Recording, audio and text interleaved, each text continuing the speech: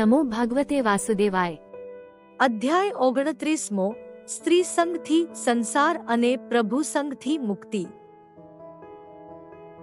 નારદ કહે, હે રાજન, જ્યાં સુધી જીવ પરમાત્માને નથી જાણતો ત્યાં સુધી દુઃખમય દેહોને પામ્યા કરે છે। કોઈ વખતે પુરુષ, કોઈ વખતે સ્ત્રી, કોઈ વાર નપુંસક અને ક્યારેક પશુ પક્ષી થાય છે।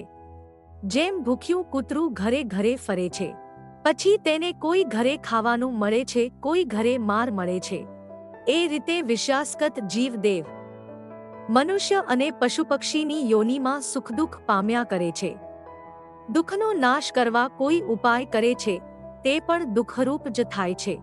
યથા હિ પુરુષો ભારન શિસ્સા ગુરુમુદ્રહેન તન સ્કંથે સ આધત્તે તથા સર્વાહ પ્રતિક્રિયા। ઝાઝો ભાર ઉપાડીને મનુષ્ય જ્યારે થાકે ત્યારે તે ભારને ખભે મૂકે છે, તેથી શું થાક ઉતરશે? એ રીતે દુઃખને મટાડવાની ક્રિયા દુઃખ રૂપ જ થાય છે। પાપ કર્મનો નાશ કેવળ પુણ્ય કર્મથી થતો નથી। સ્વપ્નમાં આવેલું બીજું સ્વપ્ન પહેલા સ્વપ્નને ટાળી શકતું નથી। બંને કર્મો અવિદ્યાથી જ થયેલા છે। સંસારનો નાશ તો કૃષ્ણની ભક્તિથી જ થાય છે। ભક્તિ છે તે જ્ઞાન વૈરાગ્યને ઉત્પન્ન કરે છે।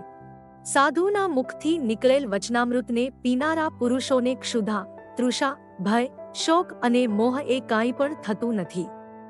વેદોક્ત કર્મ કરનારા પણ ઈશ્વરને નથી જાણતા। વેદને કર્મ પારાયણ કહે છે તે પરમાત્માને નથી જાણતા। હે પ્રાચીન બર્હિષ, તે પશુ મારીને યજ્ઞો કર્યા છે, તેથી હું યજ્ઞ કરનારો છું આવું તને અભિમાન છે, પણ તું કર્મનું તત્વ નથી જાણતો। માટે આ વિશ્વ ઈશ્વરરૂપ છે એમ માનીને શ્રીહરિનું ભજન કર। હે વિદુર, આ પ્રમાણે રાજાને જ્ઞાન આપીને નારદ સિદ્ધલોકમાં ગયા અને પ્રાચીન બર્હિષ રાજા પુત્રને રાજ્ય આપીને તપ કરવા કપિલાશ્રમમાં ગયા। ત્યાં રહીને પ્રભુમાં મન તલ્લીન કરીને મુક્તિ પામ્યા। ચોથા સ્કંધનો 29મો અધ્યાય સંપૂર્ણ।